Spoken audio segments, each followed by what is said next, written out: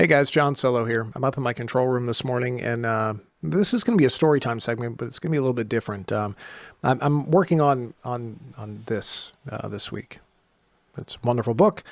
You all know it. It's Never Stay Gone from Tal Bauer, and I did my normal story time bit. I recorded a live session for chapter 2.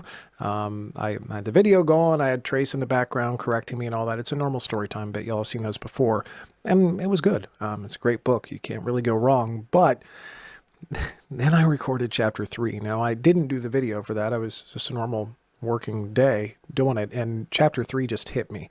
In chapter 3, there's the breakdown of Dakota and Shane's story. They flash back, and Tal just does it so masterfully. He flashes back to when Dakota and Shane were in high school together, and it's just a gorgeous chapter. And well, to be quite honest, these storytime segments I'm trying to sell the book. That's what I'm trying to show you what we're doing with it, and I'm trying to get you to buy it.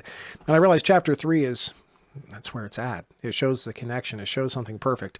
But then I'm in a dilemma. I didn't record the video for it. So I've decided to do this today. This is a different storytime segment entirely. All I'm going to do is I'm going to get out of the way. I'm going to flash the cover up on the screen, and I'm going to play chapter 3 in its entirety. Now, it's over 20 minutes. Feel free to listen to it all. I think you will. I think Tal created something magical here. There's something going on, and it's pretty amazing, and I'm proud of my work on it too, and I wanted you to hear it. So without any more from me explaining the whole setup, I'm just going to bring the cover up. I'm going to play chapter 3 in its entirety, and I hope you enjoy it. Thanks, guys. Chapter 3. Driving across Texas was like driving to the moon. Dakota propped his elbow against the window frame on his truck.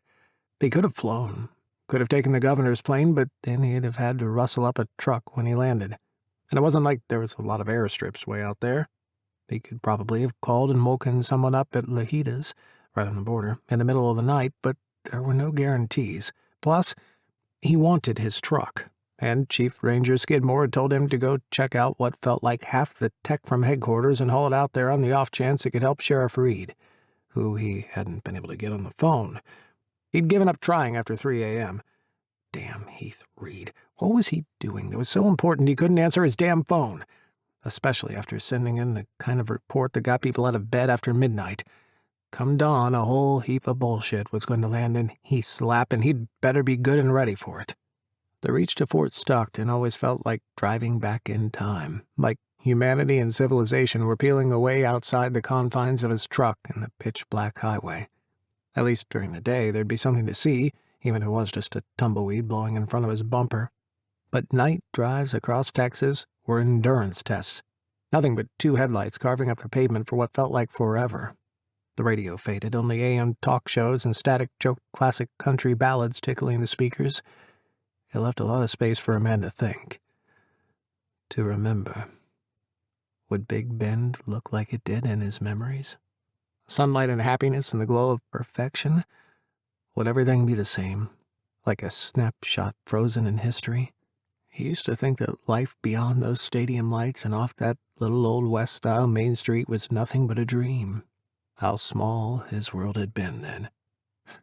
How simple everything had seemed. His vision blurred and memories beat against the wall he'd built in his mind.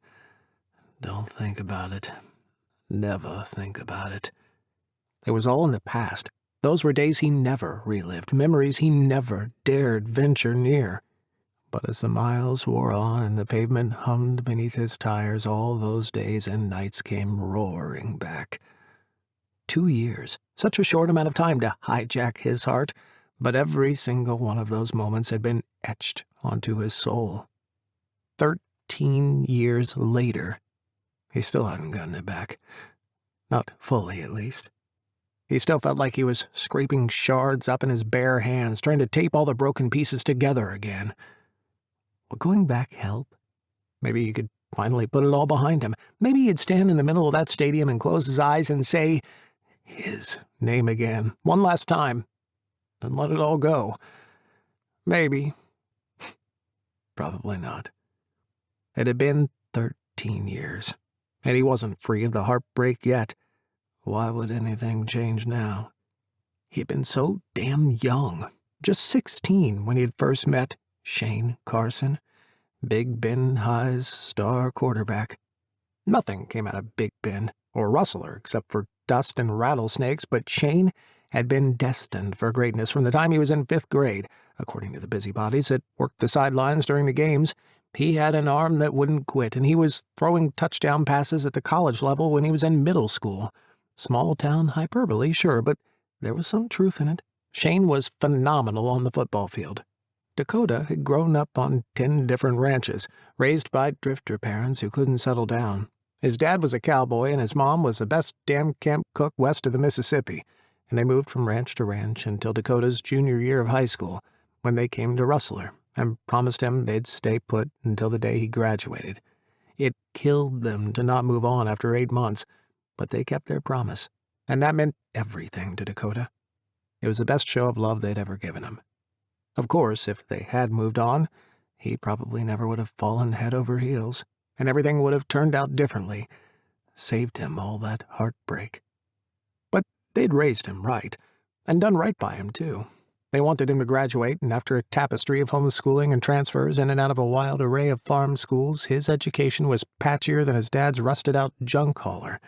He needed consistency to graduate, they said, and a chance to make friends, be a teenage boy for a little while.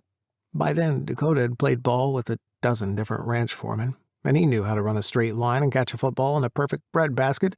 What else was there for a 16-year-old kid at a new high school to do but try out for the team? He was the only receiver Shane couldn't outthrow. Dakota ran like the devil was chasing him, and maybe he didn't know a single passing route, but he could sprint off the line and get down the field in a hurry, whip himself around and find the ball. At the end of tryouts, Shane had told him, "Good job, man, that was awesome." They were friends from that day forward. Shane was a quarterback and the coolest kid at school, but he befriended Dakota, who had nothing and knew no one, almost overnight. Shane had all the right clothes, and Dakota's T-shirts had holes around the hemline. He wore work boots to school and sometimes had hay in his hair, but Shane never laughed at him. Shane's dad was a banker, and Dakota's was a drifter. Dakota wasn't just from the other side of the tracks, he was from the other side of the sun. But it didn't matter. Every day, junior year, they were on the field practicing drills and passes. Shane taught him all those routes and patterns and plays he didn't know, and Dakota caught every ball Shane flung his way. In their games, he scored 2, then 3, then 5 touchdowns until the local papers were saying Shane Carson and Dakota Jennings were an unstoppable pair. Unbeatable. Of course, Shane was the star. Dakota could run fast enough to keep up with his passes. That's all. He wasn't the special one. Most of the time he hit the dirt as soon as he got the ball, but he worked his ass off to make sure Shane looked good. Dakota didn't know when he fell in love with Shane. One day he was laughing with his friend like they always were, goofing off on the field, stretching or shuffling the ball back and forth, or just hanging out, lingering in the sunshine before they had to go home to algebra homework and U.S. history. Laughter one moment, and then it was like someone had taken his heart and squeezed, trying to juice him dry. He had seen the sun slant through Shane's tousled hair, the curl of his smile as he shook his head, seen the cling of his T-shirt against his shoulders, and thought, fuck. Months of quiet desperation followed. Never let Shane know. Keep it hidden. Keep it secret. Then, oh God, please let him see. Let him see how I feel. Maybe, just maybe, let him feel a tiny bit the same way. He'd wanted everything and nothing at the same time, wanted to bottle up his tender, blooming feelings and bury them far away, hide them out of sight. And he'd wanted to see Shane look at him the way he sometimes looked at Shane, when no one, especially not Shane, was watching. He'd lain awake at night and spun fantasies against the trailer roof, or, when he slept outside, the Milky Way. Sometimes he woke whispering Shane's name, imagining him curled up inside the sleeping bag and nuzzling Dakota's neck or the side of his face. He craved, and he wanted, and he yearned, and he fell so helplessly, hopelessly in love with his best friend. And he never said a word. So it was a goddamn surprise when the day after junior year ended, when all of summer was unfurling before them, Shane had leaned in and kissed him on the cheek. They were out in the middle of nowhere, way out, wandering along old trails they found on yellowed maps they'd checked out from the school library. All they'd wanted that summer, they'd said, was to explore, get out, get away, throw footballs where footballs had never been thrown before, chase the sun from one horizon to the other, and then count stars as they filled up the sky. There was nothing better, Dakota thought, than spending endless days of sunshine at Shane's side. Until Shane's shy eyes met his, and then slid away, and that little curl of a smile appeared. He was playing with the football. He's always playing with the football, just like he was always smiling, that sunrise smile. His shaggy, sandy hair was falling into his eyes, and the freckles on his cheeks were high, brought out by spring, and because he never put sunscreen on. Dakota wanted to count each of Shane's freckles, stare at him and memorize every angle of his face, find the geometry between the corners of his eyes and the edge of his smile. A smile, a look away, a squeeze of the football, a little laugh, too, like Shane was breathless, like he didn't know what he was doing. And then he'd reached for Dakota, stopped him on that dusty, narrow trail going up the mesa. He'd leaned in until his lips brushed Dakota's cheek, there, and then gone, a dry whisper of breath, skin against skin. Dakota had frozen, stood stock still, staring at Shane, not sure what to do. Had he given himself away somehow?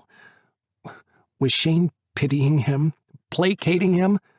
What the hell was that? Sorry, Shane had said. He wouldn't meet Dakota's gaze, and he kept spinning the football in his hands like he couldn't control how they were moving. I'm sorry. Forget I did that. Don't apologize, he'd stammered. I mean, it's fine. I didn't mind. Shane had eyed him, studied him, his eyes as sharp as they ever were on the field. So Dakota did the only thing he could think to do. He grabbed Shane by the wrists and pulled him close, pressed his lips against Shane's. His first kiss in his whole life. And it was with the boy he loved with every atom of his being. Neither of them knew what the hell they were doing, or what they wanted, and it was too confusing to figure out right away. They kept on hiking, as if they hadn't just kissed in the middle of a desolate trail. They picked up talking about football and the colleges Shane was thinking of and what they wanted to work on over summer to up their game come fall. Then they kissed again when they took a break under the shade of a rock overhang, and again when they got back to Shane's truck, sitting on the tailgate as they watched the sunset. Shane had plucked an ocotillo flower from the top of one of the gnarled spines as they hiked, and he'd spun it in his fingers for half a mile before he gave it to Dakota. His cheeks had almost been as red as the blooms, and he hadn't been able to look Dakota in the eyes. But Dakota's heart had beat extra hard, extra fast, like he was in the middle of a football game. He'd held on to that flower all afternoon, kept it safe in the truck. Later, he had pressed it between the pages of his math textbook. They spent every day of that summer together, with their brand new something slowly growing between them. Days spent wandering on far-flung trails, exploring every dusty, forgotten corner of their world. Afternoons wiled away beneath mandarin trees in the summer rains as the desert bloomed around them. They took Shane's truck out into the Chinati Mountains and got lost off-road until it felt like they were the only two people alive. They camped beneath the stars, and they slept in Shane's truck bed, and they threw the football over agave and ocotillo every day. And they shared secret looks and slow, gentle kisses, learning the feel of each other's body against their own. He knew what Shane's lips and his mouth tasted like, the salt, sweat skin behind his ears and down the sides of his neck. He knew how Shane's calloused hands felt running through his unkempt hair, what Shane's sigh sounded like when Dakota kissed his shoulder. Everything changed one night, out in the desert, parked in a spot that had become theirs, when they were alone and they could explore each other, both body and mind. Stay up all night whispering, running their hands over each other's shirtless chests, kiss and make out and lie quietly staring into each other's eyes, like they didn't know what to say or do after kissing for so long that their lips were bee-stung and swollen. That night, the thing between them deepened. They were in Shane's truck bed, making out under the stars as the radio played softly, crooning midnight country songs, 10 in a row, no commercials. Dakota had been all breathless desire and shaking hands that night, like every night, so hungry for Shane's touch he couldn't see straight. Shane, on top of him, hips against Dakota's, had slid his hands into the waistband of Dakota's shorts and over his ass. It was the first time they'd crossed the barrier of what lay beneath hemlines. He stopped over the dip of Dakota's hips, his fingers pressing into bone and tender skin. "Is this okay?" he'd whispered. "Yeah. More than okay. Way more than okay." Dakota mirrored Shane's movements, biting down on his lip as he cradled Shane's ass in the palms of his hands. Then they were kissing again, frantically, desperately, and before Dakota knew it, they were naked and gasping, and everything was happening at once. Sensation, thrusting, heat, Shane's breath against his face, hands sliding over skin.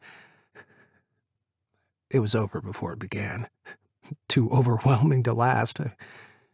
They were both wide-eyed after, embarrassed as they wiped their bellies off. "That was my first time," Dakota whispered. "Mine too. I'm glad it was with you." Shane fell asleep in his arms that night. Dakota held him until dawn, counting shooting stars in time to the rise and fall of Shane's chest, short puffs of breath from Shane's parted lips, cooling his sweat-damp neck. One night, they slept in the center of the football field, lying side by side on the 50-yard line like they were out in the middle of the desert.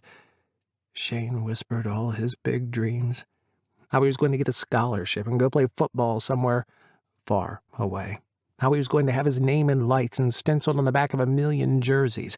Everyone was going to know his name, and he was going to make it. Outside, beyond, in that big open world. He was going to leave Rustler and never come back.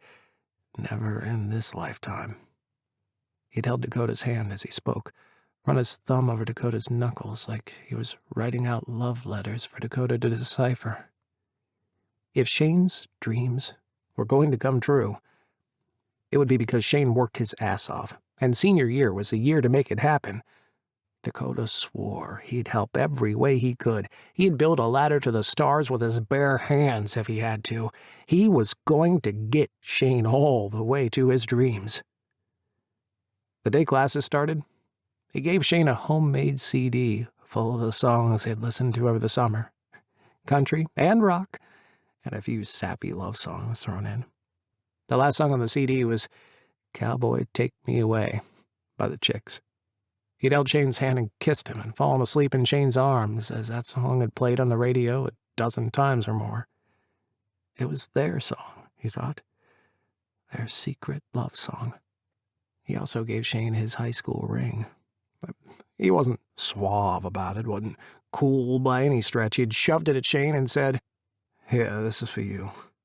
And then turned 14 different shades of maroon as Shane turned the ring over in his big football hands. "My mom bought it at some garage sale. It's not even the right year." Dakota had shrugged. His mom had picked the ring up while she was trying to find pots and pans and plates for them when they moved to Rustler. Someone who had graduated in 1996 had given up their Big Bend high-class ring, and his mom had picked it out of a plastic bin of 10-cent costume jewelry. It had a football on one side and a diploma on the other. 1996 scrawled across the center like a signet. It was more aspirational, I guess. She said it was a good luck charm, that if I had it, I'd graduate. Shane had smiled at him, mostly with his eyes. "Don't you need it, then? I want you to have the good luck, for being recruited by those colleges." He'd remember the look Shane gave him until the day he died. A chain appeared around Shane's neck the next day. When they'd sneak away after football practice during the week or on Friday night after the game, when they'd drive all the way out to their secret spot in the desert to make out in Shane's truck bed, he'd feel his ring pressing between their chests, feel its solid shape like a promise. Shane wore it every day, beneath his T-shirt or his pads and jersey, like he was carrying a piece of Dakota's heart around with him. To get recruiters' eyes on him, Shane needed a highlight tape. Dakota taught 3 freshmen how to record each game on the school's old AV equipment, and then every weekend he and Dakota would splice the film together and pull out Shane's best plays on a laptop Dakota borrowed from the school library. He recorded Shane answering interview questions and edited out all of Shane's nervous stammers, the moments where he sent wide, panicked looks above the camera to Dakota. He edited out the kiss Shane blew him, too, though he watched it at least 50 times before he finally deleted that 1 second of footage. All that work paid off. 4 colleges wanted to recruit Shane after they received that tape. He and Shane jumped up and down and screamed like toddlers when they got the letters from those coaches, as if Shane had already been accepted and was on the starting line. He saw hope in Shane's eyes, shining so bright it almost hurt to look at him. The day Shane turned 18, Dakota asked his mom to teach him how to bake. And though he tried to follow her instructions, he ended up with squat, lumpy little cupcakes. He frosted one by hand, then stuck one of those cheap Valentine's Day sugar hearts in the center. "I heart you," it said. He left it on Shane's truck seat. It was too chicken to be there when Shane would have found it. Shane never said anything, and Dakota thought maybe Shane didn't see it. Or maybe he didn't know who put it there. But when Dakota turned 18 a month later, Shane took him out to the Get-Go grocery and picked up a cupcake from the bakery counter to give him. "I don't know how to bake," he'd said, "but I ordered this for you." Every wish he'd made on every shooting star that summer was coming true. Shane was going to college on a football scholarship. Shane was wearing Dakota's ring around his neck. Shane was listening to the CD he'd made for him. And Shane was gazing at him with those Texas blue bonnet eyes like there were 100 things he wanted to tell Dakota. Dakota wanted to say 100 things back to him, count off every reason he loved Shane, promise him he always would. And Dakota had no hope of going to college.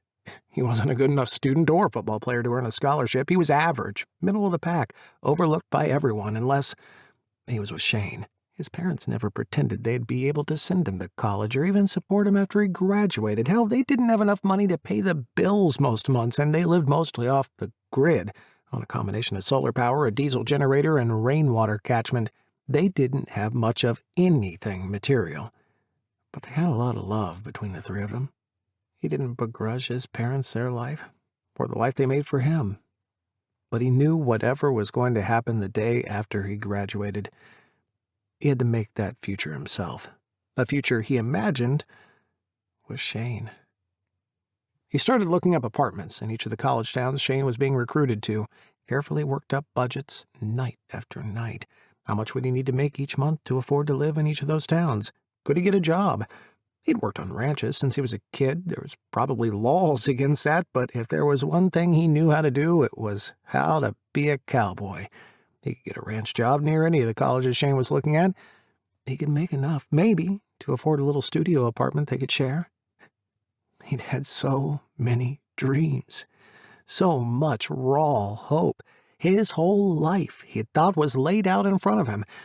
How lucky he'd been to find the love of his life so young. All the years they were going to have together. Dakota swerved onto the shoulder, dirt fantailing behind his tires as he slammed on his brakes. His brake lights shattered the dark night behind him, red like a broken heart, red like lonely highway neon in the middle of nothingness. Was there anything more lonely than the color red? The color of stop, the color of goodbye, the color of Shane's football jerseys and the sleeping bag they used to lie on in the bed of his truck. the color of Ocotillo blooming in Shane's hand, the color of his bee-stung, kiss-bruised lips after they'd spent hours making out. Dakota bent over the steering wheel and closed his eyes, lay his forehead against the cool leather. There were reasons he hadn't gone back to Big Bend in 13 years. Every one of those reasons began and ended with Shane.